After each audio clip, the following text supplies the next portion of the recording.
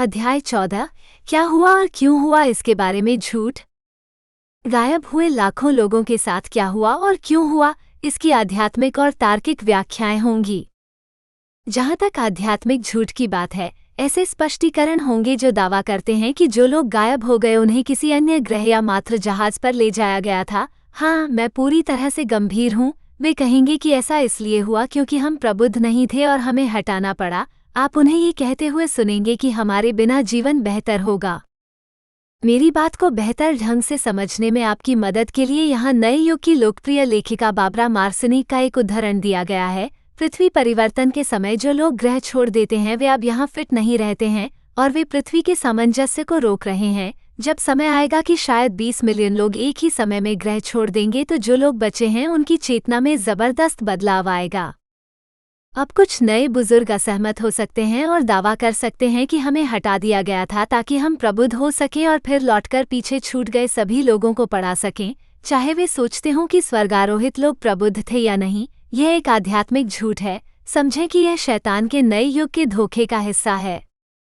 निसंदेह विदेशी अपहरण की व्याख्या होगी। वे आपको बताएंगे कि हमें आत्मज्ञान के लिए, प्रयोग के लिए, गुलाम जाति बनने के लिए, पृथ्वी को बचाने में मदद करने के लिए या मानव जाति को किसी सर्वनाश से बचाने में मदद करने के लिए ले जाया गया था। हमारी संस्कृति अलौकिक जीवन से ग्रस्त है। मुझे इसमें कोई संदेह नहीं है कि लोगों को एलियंस के साथ बहुत वास्तविक अनुभव हुए हैं और उन मुठभेड़ों के परिणामस्वरूप सभी प्रकार के संकेतों और चमत्कारों के प्रत्यक्षदर्शी रहे हैं। इन मुठभेड़ों पर हमारे पास मौजूद डेटा और सबूतों की मात्रा इतनी अधिक है कि उसका खंडन करना संभव नहीं है। हालांकि यहाँ एक महत्वपूर्ण सच्चाई है जिसे शैतान नहीं चाहता कि आप जानें। पादरी बिली क्रोन ने यूएफओ और अलौकिक जीवों पर काफी शोध किया है। ये निम्नलिखित कथन उसके द्वारा खोजी गई बातों का सारांश हैं। एलियंस राक्षसों की तरह झूठ बोलते हैं। एलियंस राक्षसों की तरह यात्रा करते हैं। एलियंस राक्षसों की तरह सिखाते हैं। एलियंस राक्षसों की तरह संवाद करते हैं। एलियंस के पास राक्षसों की तरह अधिकार होते हैं। राक्षसों की तरह ही एलियंस को यीशु के नाम से डांटा जाता है। हाँ, तुमने उसे ठीक पढ़ा। एलियंस राक्षस हैं। मैं नहीं चाहता कि आप इस बारे में अब और धोखा खाएं। मुझे लगता है कि यह शैतान के सचमुच दुष्ट झूठों में से एक है।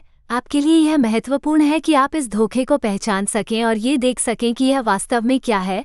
हम उनमें से प्रत्येक दावे को अधिक विस्तार से देखने जा रहे हैं, लेकिन पहले आपको ये समझने की आवश्यकता है कि राक्षस क्या हैं। बाइबल हमें बताती है कि राक्षस गिरे हुए स्वर्गदूत हैं। ये सब राक्षसों के राजा शैतान के साथ शुरू हुआ।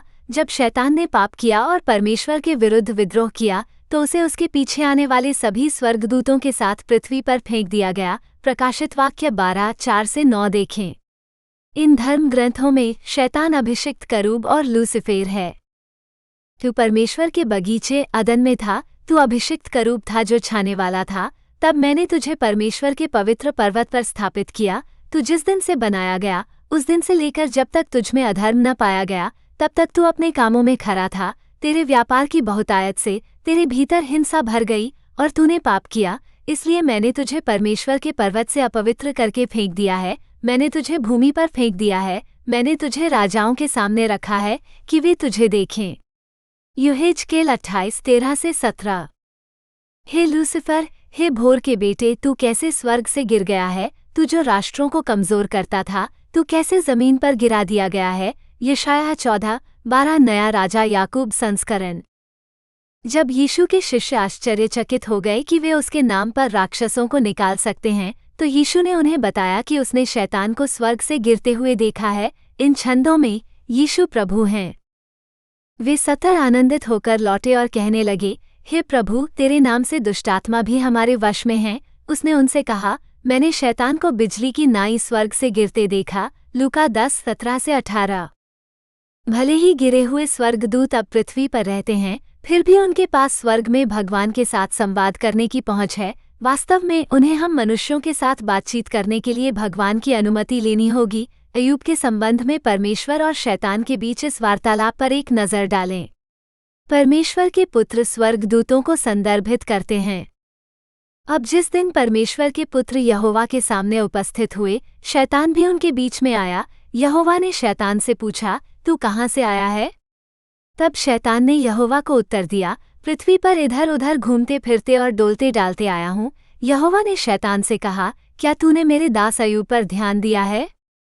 क्योंकि उसके तुल्य खरा और सीधा और परमेश्वर का भय मानने वाला और बुराई से दूर रहने वाला मनुष्य और कोई नहीं है। तब शैतान ने यहोवा को उत्तर दिया, क्या अय्यूब परमेश्वर का भय बिना लाभ के मानता है? क्या तूने उसके और उसके घर के और जो कुछ उसका है उसके चारों ओर बाड़ा नहीं बांधा? तूने उसके काम को आशीष दी है और उसका धन देश भर में फैल गया है, परंतु अब अपना हाथ बढ़ाकर जो कुछ उसका है उसे छू, तब वो तेरे सामने तुझे त्याग देगा। यहोवा ने शैतान से कहा, देख, जो कुछ उसका है वो सब तेरे हाथ में है, केवल उसके ऊपर अपना हाथ न बढ़ाना। अय्यूब 1:6-12। शैतान बहुत वास्तविक है और उसके पतित स्वर्गदूतों की सेना भी। एक दिन आ रहा है जब इन गिरे हुए स्वर्गदूतों को स्वर्ग से बाहर निकाल दिया जाएगा। यह उत्साह के समय होता है, तब वे ईश्वर तक अपनी पहुंच खो देते हैं। उस दिन से विदेशी राक्षसी गतिविधि में उल्लेखनीय वृद्धि होगी। ऐसा इसलिए क्योंकि उन्हें पता चल जाएगा कि उनके पास बहुत कम समय बचा है। वे क्रोध से भरे होंगे। आप देखिए, वे जानते हैं कि यह कहानी कैसे समाप्त होती है। वे सब आग की झील में समा जाएंगे। प्रकाशित वाक्य 20:10, मत्ती 25:41।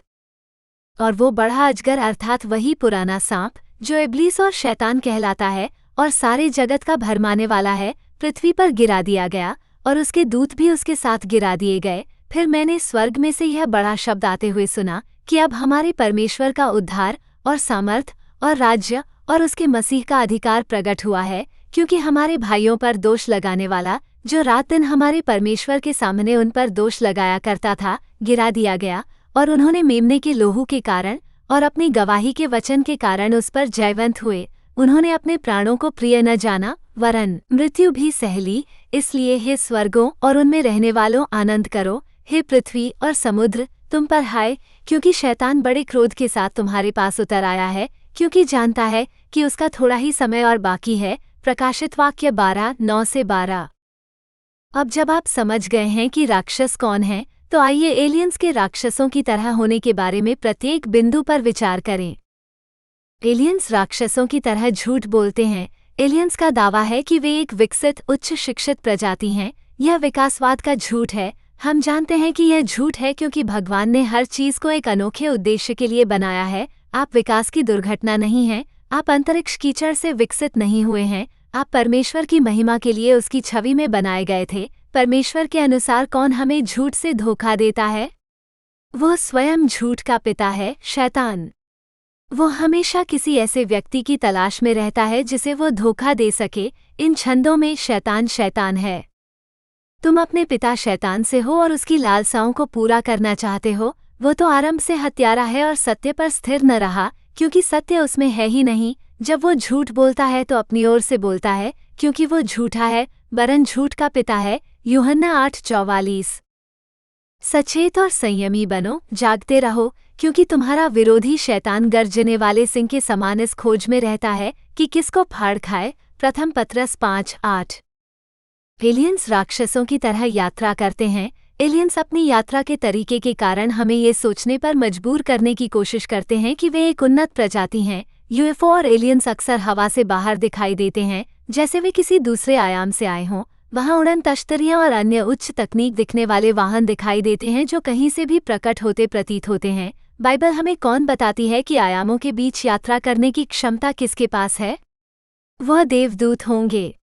उन्हें आध्यात्मिक स्वर्गीय आयाम तक पहुंच प्राप्त है और उन्हें पृथ्वी पर हमारे आयाम तक पहुंच प्राप्त है। याद रखें कि राक्षस गिरे हुए स्वर्गदूत हैं। इस धर्मग्रंथ में हम देखते हैं कि भविष्यवक्ता एलीशा ने प्रार्थना की कि उसके सेवक की आंखें आत्मा के आयाम के प्रति खुल जाएं। परमेश्वर ने अपनी आंखें खोली और उसने वही देखा जो भविष्यवक्ता देख सकता था, अग्नि के रथों के साथ स्वर्गदूतों से भरा एक पहाड़।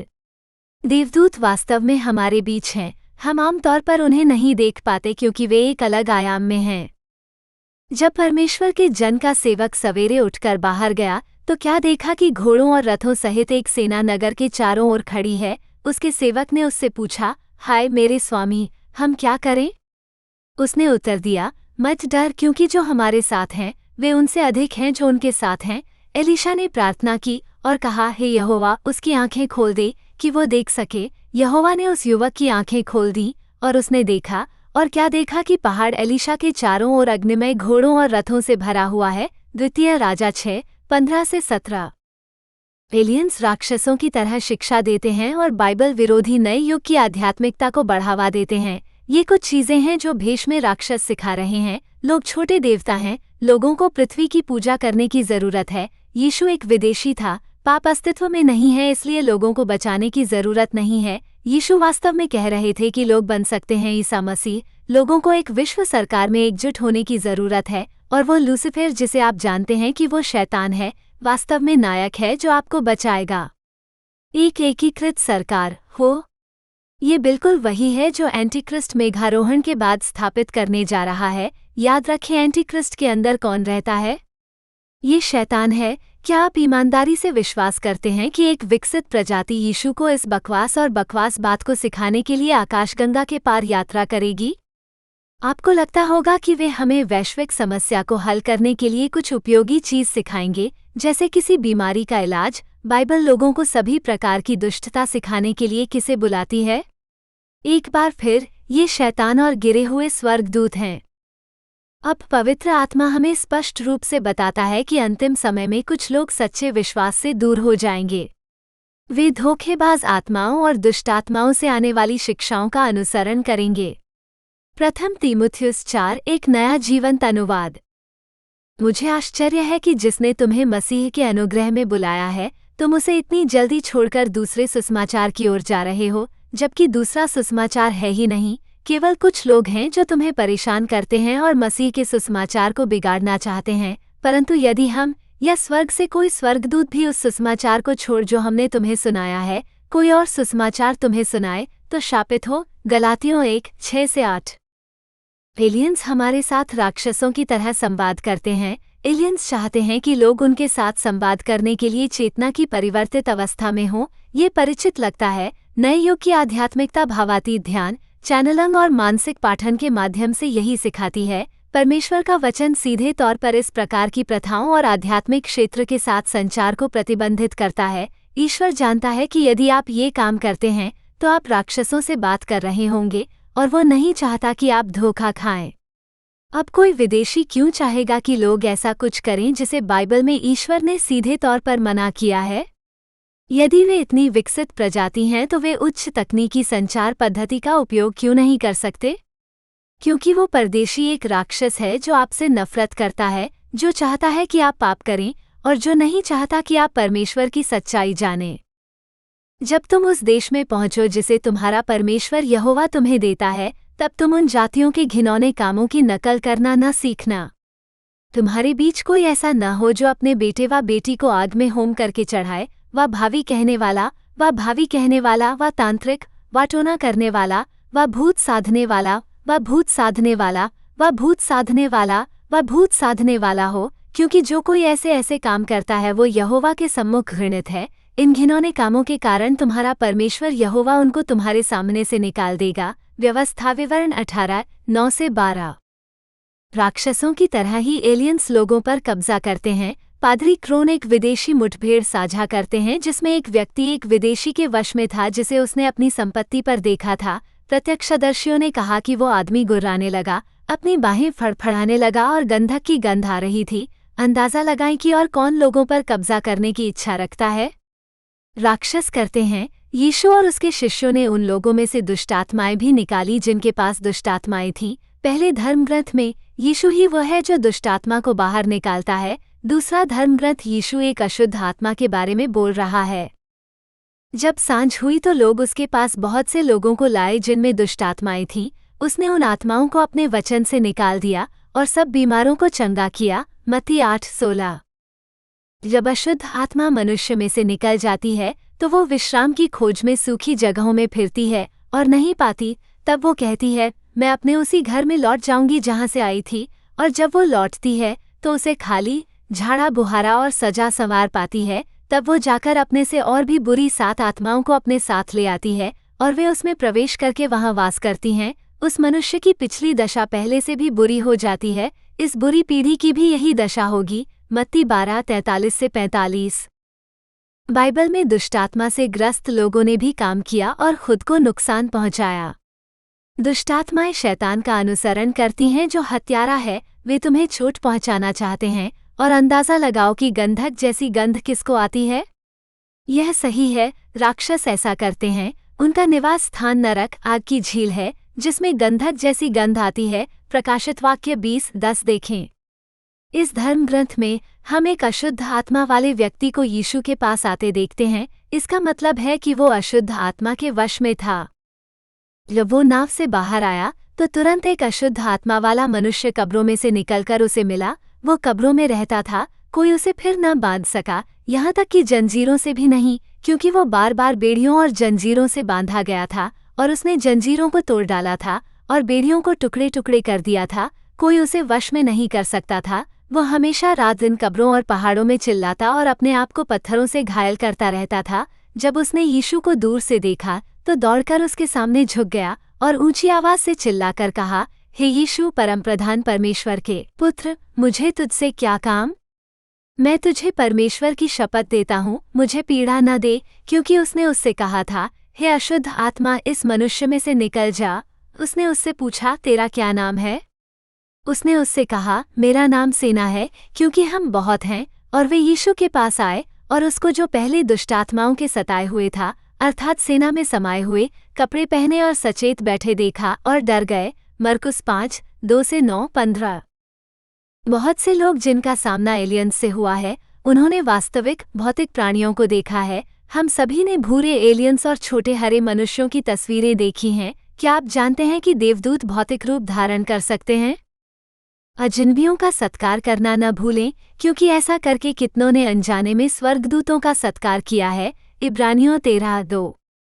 क्योंकि ऐसे लोग झूठे प्रेरित और छल से काम करने वाले और मसीह के प्रेरितों का सा रूप धरते हैं। और इसमें कुछ अचंभा नहीं, क्योंकि शैतान भी ज्योतिर्मय स्वर्गदूत का सा रूप धरता है। इसलिए यदि उसके सेवक भी धर्म के सेवकों का सा रूप धरें तो कोई बड़ी बात नहीं, क्योंकि उनका अंत उनके कामों के अनुसार होगा। 2 कुरिन्थियों 11:13-15। शाम को 2 स्वर्गदूत सदोम आए। लूत सदोम के फाटक पर बैठा था। लूत ने उन्हें देखा और उनसे मिलने के लिए उठ खड़ा हुआ। उसने धरती पर अपना चेहरा झुकाकर दंडवत किया। उत्पत्ति 19:1। एलियंस को यीशु के नाम से डांटा जाता है। यहाँ विदेशी अपहरण अन्वेषक जो जॉर्डन का उन लोगों के बारे में कहना है जिन्होंने अपहरण का अनुभव किया है। मामले की गवाही पर शोध के माध्यम से यह पाया गया कि कुछ अनुभवकर्ता अनुभव को रोकने या समाप्त करने में सक्षम थे। ईसाई अनुभवकर्ताओं के बीच उपयोग की जाने वाली पद्धति में एक मान्यता प्राप्त समानता थी। ये दिखाया गया कि यीशु मसीह के नाम और अधिकार का आह्वान करके अनुभव को रोका या समाप्त किया जा सकता है, किसी जादुई शब्द के रूप में नहीं, बल्कि उनके प्रति उनकी निष्ठा और व्यक्तिगत संबंधों के कारण। उनकी वेबसाइट पर 100 से अधिक प्रशंसापत्र पोस्ट किए गए हैं। खैर, ये दिलचस्प है ना? अब पृथ्वी पर कोई विदेशी यीशु मसीह के अधिकार के प्रति प्रतिक्रिया क्यों देगा? क्योंकि यह एक राक्षस है। सभी स्वर्गदूत यीशु के अधिकार के अधीन हैं। आराधनालय में एक मनुष्य था जिसमें अशुद्ध दुष्टात्मा थी और वो ऊंचे शब्द से चिल्लाकर कहने लगा, अरे यीशु नासरी, हमें तुझसे क्या काम? क्या तू हमें नाश करने आया है? मैं जानता हूँ तू कौन है। तू परमेश्वर का पवित्र जन है। यीशु ने उसे डांट कर कहा, चुप रह और उसमें से निकल जा। जब दुष्टात्मा ने उसे उनके बीच में पटक दिया तो वो उसे कुछ हानि पहुंचाए बिना उसमें से निकल गया। इस पर सब लोग अचंभा करने लगे और आपस में बातें करने लगे, यह क्या वचन है? वो अधिकार और सामर्थ्य से अशुद्ध आत्माओं को आज्ञा देता है और वे निकल जाती हैं। लूका 4:33-36। जब हम प्रार्थना करने जा रहे थे तो एक लड़की हमें मिली जिसमें भावी कहने वाली आत्मा थी और जो भावी कहने के द्वारा अपने स्वामियों के लिए बहुत लाभ लाती थी। और पौलुस के और हमारे पीछे आकर चिल्लाने लगी कि ये मनुष्य परमप्रधान परमेश्वर के दास हैं जो हमें उद्धार का मार्ग बताते हैं। वो कई दिनों तक ऐसा ही करती रही, परंतु पौलुस बहुत क्रोधित हुआ और मुड़कर उस आत्मा से कहा, मैं तुझे यीशु मसीह के नाम से आज्ञा देता हूँ कि उसमें से निकल जा। और वो उसी घड़ी निकल गई। प्रेरितों के काम 16:16-18। यीशु मसीह जो परमेश्वर के दाहिनी ओर है, स्वर्ग पर गया और स्वर्गदूत और अधिकारी और सामर्थी उसके अधीन किए गए। प्रथम पत्रस 3:21-22। एलियंस चाहते हैं कि लोग उनकी पूजा करें। एलियंस के लक्ष्य शैतान के समान हैं और शैतान भगवान जैसा बनना चाहता है, किसी भी चीज से ज्यादा। ये एलियंस चाहते हैं कि उनकी पूजा की जाए, हमने बिल्कुल वैसा ही किया है ना? देखिए कि हमने फिल्मों और किताबों के माध्यम से अपनी संस्कृति में उनका किस प्रकार महिमामंडन किया है। क्या आप जानते हैं कि कौन सी फिल्म वर्तमान में संयुक्त राज्य अमेरिका के सर्वकालिक मुद्रास्फीति समायोजित घरेलू बॉक्स ऑफिस पर चौथे स्थान पर है? इसका ईटी एक्स्ट्रा टेरेस्ट्रियल। यह 1982 में आई और इसने लगभग $1.3 बिलियन की कमाई की। देखो हमने कितने झूठे धर्म बनाए हैं ताकि लोग एलियंस की पूजा कर सकें। अगस्त 2019 तक 2 मिलियन लोगों ने कहा है कि वे 2019 के अंत में नेवादा में स्टॉर्म एरिया 51 कार्यक्रम में भाग ले रहे हैं और अन्य 1.4 मिलियन रुचि रखते हैं। 2 करोड़ लोग, यह इंडियानापोलिस के संपूर्ण महानगरीय क्षेत्र के बराबर है। बहुत से लोग एलियंस के प्रति आसक्त हैं।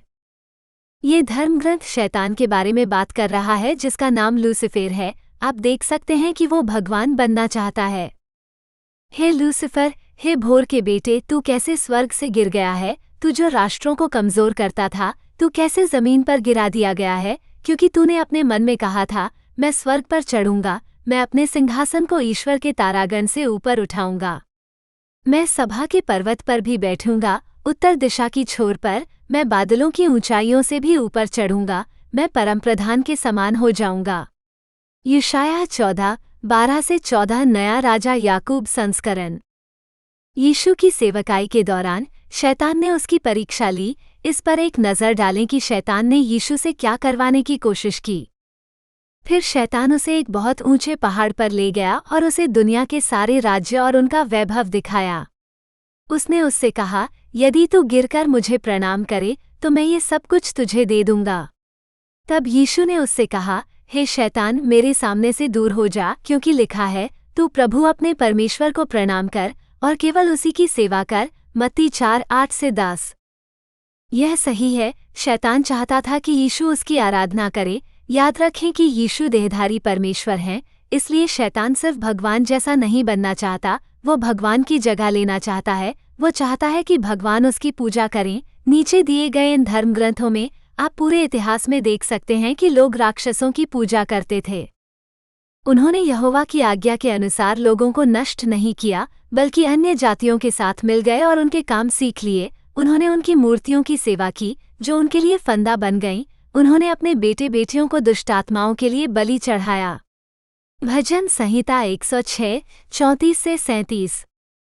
फिर उसने अपने सृजनहार परमेश्वर को त्याग दिया और अपने उद्धार की चट्टान को अस्वीकार कर दिया। उन्होंने पराये देवताओं से उसके मन में जलन पैदा की और घिनौनी वस्तुओं से उसका क्रोध भड़काया।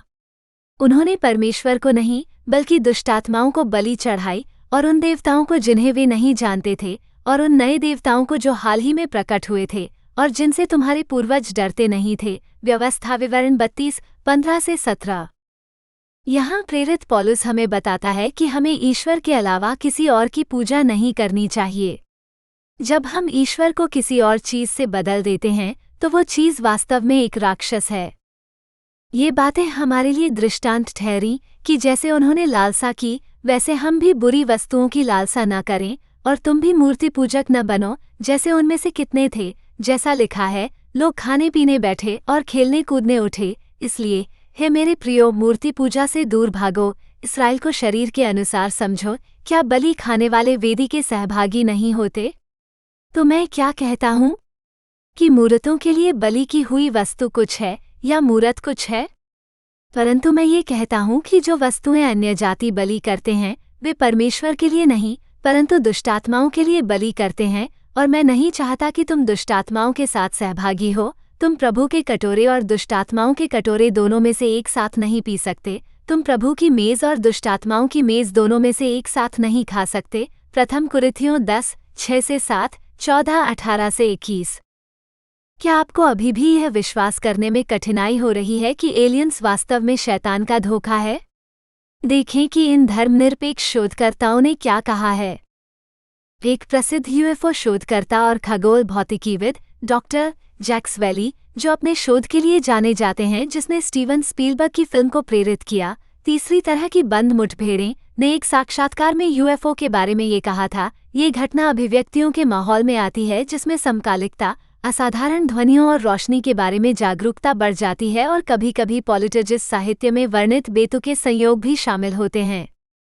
यूएफओ शोधकर्ता और लेखक जॉन कील ने कहा, यूएफओ मूर्त निर्मित वस्तुओं के रूप में मौजूद नहीं लगते हैं, वे हमारे पर्यावरण के प्राकृतिक नियमों के अनुरूप नहीं हैं। ऐसा प्रतीत होता है कि वे समझने की हमारी क्षमताओं के अनुरूप खुद को ढालने वाले ट्रांसमोग्रिफिकेशन से ज्यादा कुछ नहीं है। संस्थाओं के साथ हजारों संपर्कों से संकेत मिलता है कि वे झूठे और झूठे कलाकार हैं। यूएफओ की अभिव्यक्तियां बड़े पैमाने पर सदियों पुरानी राक्षसी घटना के मामूली बदलाव मात्र प्रतीत होती हैं। पोल्ट्रजिस्ट के समान वास्तव में वह राक्षसी कब्जा है, वो सच्चाई जो शैतान नहीं चाहता कि आप जाने कि एलियंस वास्तव में राक्षस हैं। राक्षस शैतान की तरह ही गिरे हुए स्वर्गदूत हैं। 1 मिनट के लिए इस सच्चाई पर विचार करें और इसका पूरा मतलब समझें। शैतान बहुत लंबे समय से एक अलौकिक प्राणी का रूप धारण करके आपको धोखा दे रहा है। हम जानते हैं कि शैतान को प्रकाश के दूत का रूप धारण करके घूमना पसंद है। उसके लिए एलियन बनना कठिन नहीं होगा। इन राक्षसों ने आपको धोखा देने के लिए भेड़ के भेष में भेड़ियों की सदियों पुरानी चाल का इस्तेमाल किया है। क्योंकि ऐसे लोग झूठे प्रेरित और छल से काम करने वाले और मसीह के प्रेरितों का सा रूप धरते हैं, और यह कुछ अचंभे की बात नहीं, क्योंकि शैतान भी ज्योतिर्मय स्वर्गदूत का सा रूप धरता है। 2 कुरिन्थियों 11:13-14। झूठे भविष्यद्वक्ताओं से सावधान रहो, जो भेड़ों के भेष में तुम्हारे पास आते हैं, परंतु अंतर में फाड़ने वाले भेड़िए हैं। उनके फलों से तुम उन्हें पहचान लोगे। क्या तुम झाड़ियों से अंगूर व ऊँटकटारों से अंजीर तोड़ते हो? इसी प्रकार हर एक अच्छा पेड़ अच्छा फल लाता है और निकम्मा पेड़ बुरा फल लाता है। मत्ती 7:15-17। खैर अब और नहीं, अब और धोखा मत खाओ। जिन लोगों का स्वर्गारोहण किया गया उनका एलियंस द्वारा अपहरण नहीं किया गया था। विदेशी अपहरण की व्याख्या कुछ लोगों के लिए निगलने में कठिन होगी, इसलिए यह एकमात्र झूठ नहीं है जिसे आप सुनने जा रहे हैं। आप सुन सकते हैं कि गायब हुए लोग किसी संक्रामक रोगजंग से संक्रमित थे और मानवता की रक्षा के लिए उन्हें ले जाया गया या नष्ट कर दिया गया। शायद आप सुनेंगे कि गायब हुए लोगों को किसी अत्याधुनिक हथियार से वाष्पित कर दिया गया था। वे आपको बताएंगे कि यह एक आतंकवादी हमला था। इससे कोई फर्क नहीं पड़ता कि वे कहते हैं कि दुश्मन कौन है, एक विशिष्ट देश, भगवान, एक बीमारी या कुछ और। विश्व नेता इस आम दुश्मन के खिलाफ लोगों को एकजुट करने के लिए इसे उत्प्रेरक के रूप में उपयोग करेंगे। क्या आपको लगता है कि यह बहुत दूर की बात है? क्या आपको फिल्म का वो सीन याद है, कैप्टन अमेरिका विंटर सोल्जर, जहां हेलिकॉप्टर्स उन्नत बंदूकों से लैस थे जो लाखों लोगों को तुरंत मार सकते थे? इसे प्रोजेक्ट इनसाइट कहा गया। अब कल्पना करें कि हेलिकॉप्टर ऐसे हथियारों से लैस है जो लोगों को वाष्पीकृत कर सकता है। ऐसा लगेगा जैसे हर कोई गायब हो गया। लेजर हथियार जो वस्तुओं को वाष्पीकृत कर सकते हैं अब विज्ञान कथा नहीं है। इन शीर्षकों को देखें। चीन की नई लेजर गन आपको एक मूक कार्बोनाइजिंग बीम से जकड़ सकती है। वैज्ञानिकों ने घातक क्षुद्रग्रहों को वाष्पीकृत करने के लिए एक डेथ स्टार लेजर हथियार विकसित किया है। लेजर हथियार, क्या यह मौत की किरण की सुबह है? अमेरिकी वायुसेना ने मिसाइलों को मार गिराने वाली लेजर प्रणाली का सफल परीक्षण किया। रूस की सेना के पास ऐसे लेजर हथियार हैं जो 1 सेकंड से भी कम समय में दुश्मनों को ढेर कर सकते हैं।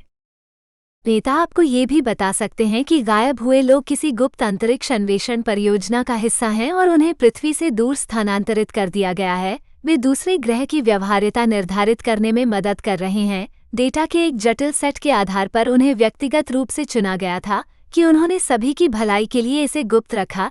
आखिरकार मानवता खतरे में है। हमारे पास पहले से ही कुछ बड़ी कंपनियां हैं जो चंद्रमा और मंगल पर उपनिवेश बनाने की परियोजनाओं पर काम कर रही हैं। ये कुछ हालिया सुर्खियां हैं जो दिखाती हैं कि कैसे स्वर्गारोहित लोगों के साथ जो हुआ उसके बारे में ये झूठ पीछे छूट गए लोगों के लिए विश्वास करना बहुत कठिन नहीं होगा। स्टीफन हॉकिंग का कहना है कि इंसान के पास दूसरे ग्रह पर जाने के लिए 100 साल हैं। जेफ बेजोस का मानना है कि पृथ्वी को बचाने के लिए हमें अंतरिक्ष में औद्योगिक क्षेत्र बनाने की जरूरत है। उन लोगों से मिलें जो 2032 में मंगल ग्रह पर उपनिवेश बनाने की योजना बना रहे हैं। जेफ बेजोस का कहना है कि चंद्रमा पर उपनिवेश स्थापित करना पृथ्वी को बचाने की कुंजी हो सकता है। स्पेसएक्स के एलोन मस्क का कहना है कि वो 4 साल में एक आदमी को मंगल ग्रह पर भेज सकते हैं। एलोन मस्क तीसरे विश्व युद्ध में अपनी प्रजातियों को संरक्षित करने के लिए हमें मंगल ग्रह पर उपनिवेश बनाना होगा। वैज्ञानिकों ने पहली बार एक फोटॉन को पृथ्वी से कक्षा में टेलीपोर्ट किया। नीम में अब स्कॉटी शोधकर्ताओं ने प्रकाश के कण को 6 किलोमीटर तक टेलीपोर्ट किया। आप ऐसे झूठ भी सुनेंगे जो बेतुके लगते हैं। कुछ लोग कहेंगे कि एक परिष्कृत कंप्यूटर या एक उच्च तकनीक वाली विदेशी जाति आपकी वास्तविकता को नियंत्रित कर रही है, कि आप कंप्यूटर जनित वीडियो गेम की दुनिया में रहते हैं। इसे सिमुलेशन परिकल्पना कहा जाता है और वैज्ञानिक वर्षों से इसका अध्ययन कर रहे हैं। वे कह सकते हैं कि जो लोग गायब हो गए उन्हें वैसे ही लाल गोली दी गई जैसे नियो ने फिल्म में किया था। गणित का सवाल। यदि आप उस फिल्म से परिचित नहीं हैं तो मुख्य पात्र नियो ने एक लाल गोली निगल ली जिसने उसे उसकी आभासी वास्तविकता की दुनिया से जगा दिया। फिर उन्होंने पाया कि उच्च तकनीक वाले एलियंस नियंत्रण में थे, सत्ता के लिए मनुष्यों का उपयोग कर रहे थे और मनुष्यों को मैट्रिक्स नामक एक नकली वास्तविकता में रख रहे थे। या वे आपको बताएंगे कि स्वर्गारोहित लोगों को किसी दोष के कारण सिमुलेशन से हटा दिया गया था, जैसे कि हम गैर व्यक्ति पात्र थे। मुझे एक भयानक एहसास हो रहा है कि जब बहुत से लोग आभासी वास्तविकता में रहने के बारे में ये झूठ सुनेंगे तो वे इसे अनप्लग करने का प्रयास करेंगे। वे फिल्म हीरो नियो के नक्शे कदम पर चलना चाहेंगे। ये पूरी तरह से राक्षसी झूठ है और इसके कारण कई लोगों को दुर्भाग्यपूर्ण आत्महत्या करनी पड़ेगी। मुझ पर विश्वास मत करो। इन हालिया सुर्खियों को देखें। मैट्रिक्स जैसी वास्तविकता मुख्यधारा में आती है। एनबीसी पूछता है क्या हम एक नकली ब्रह्मांड में रह रहे हैं। एलोन मस्क कहते हैं कि हम एक सिमुलेशन में रह सकते हैं। यहाँ बताया गया है कि हम कैसे बता सकते हैं कि वो सही है या नहीं। क्या हम कंप्यूटर सिमुलेशन में रह रहे हैं? मुझे नहीं पता, शायद। MIT वैज्ञानिक की सिमुलेशन परिकल्पना मैट्रिक्स के लिए सम्मोहक मामला बनाती है। अल्पविराम के संस्थापक जॉर्ज हॉट्स मानवता को कृत्रिम होशियारी सिमुलेशन से मुक्त करना चाहते हैं। आपको सच्चाई की कुछ झलक तब मिलेगी जब आप कई नेताओं को ये कहते हुए सुनेंगे कि भगवान ने ऐसा किया। वे जो झूठ फैलाएंगे वो ये है कि भगवान मानवता से नाराज हैं क्योंकि हमने ग्रह को खराब कर दिया है। उसे कुछ लोगों को हटाना पड़ा ताकि पीछे बचे लोग ग्रह को ठीक कर सकें और फल फूल सकें। वे ये भी कह सकते हैं कि भगवान ने उन लोगों को हटा दिया जो आध्यात्मिक रूप से प्रबुद्ध नहीं थे और विश्व शांति में बाधा डाल रहे थे। आप उन्हें ये कहते हुए भी सुनेंगे कि भगवान ने ऐसा इसलिए किया क्योंकि वो पीछे छूट गए लोगों से प्यार करता है। इस झूठ में दो प्रमुख सत्य हैं। हाँ, भगवान ने ये किया और हाँ, भगवान आपसे प्यार करता है। यहाँ कुछ सुर्खियां हैं जो दर्शाती हैं कि आज ये झूठ कैसे फैलाया जा रहा है। विश्व की जनसंख्या 8 अरब के करीब है। यह कोई अच्छी खबर नहीं है। दुनिया भर में अधिक जनसंख्या की लागत। डेविड एटनबरो, ग्रह अधिक जनसंख्या का सामना नहीं कर सकता। देखिए दुनिया के महासागरों पर इंसानों का चौंका देने वाला प्रभाव। मनुष्य हजारों वर्षों से जलवायु के साथ खिलवाड़ कर रहा है। पृथ्वी का सबसे बड़ा खतरा इंसानों से है। ऐसा लगने लगा है कि भगवान हमें ग्लोबल वार्मिंग से नहीं बचा पाएंगे। धरती का आधा हिस्सा इंसानों से खाली कर दो, ये ग्रह को बचाने का एकमात्र तरीका है। आपको ये जानना होगा कि ईश्वर ग्रह को नियंत्रित करता है। वो जानता है कि वास्तव में क्या हो रहा है और क्यों हो रहा है, क्योंकि वही इसे घटित कर रहा है। इस झूठ पर विश्वास न करें कि ईश्वर अपनी रचना पर नियंत्रण नहीं रखता। आदि में परमेश्वर ने आकाश और पृथ्वी की सृष्टि की। उत्पत्ति 1:1। परमेश्वर ने अपनी सामर्थ्य से पृथ्वी बनाई। उसने अपनी बुद्धि से जगत की स्थापना की और अपनी समझ से आकाश को तान दिया। जब वो अपनी वाणी सुनाता है तो आकाश में जल गरजता है और पृथ्वी की छोर से भाप उठाता है। वो वर्षा के लिए बिजली बनाता है और अपने भंडारों से पवन निकालता है। यिर्मयाह 10:12-13।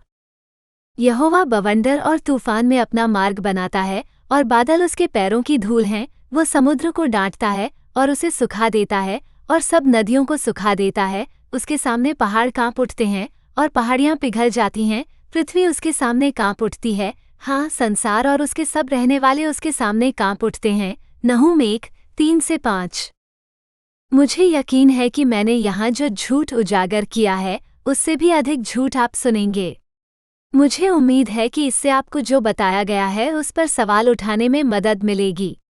हर चीज का मूल्यांकन परमेश्वर के वचन के विरुद्ध करें। आप नेताओं और समाचारों को ये कहते हुए नहीं सुनेंगे कि परमेश्वर का वचन कहता है कि घटित हुआ है। जो लोग मानते थे कि यीशु उनके पापों के लिए मरे थे, उन्हें उत्साहपूर्वक स्वर्ग ले जाया गया।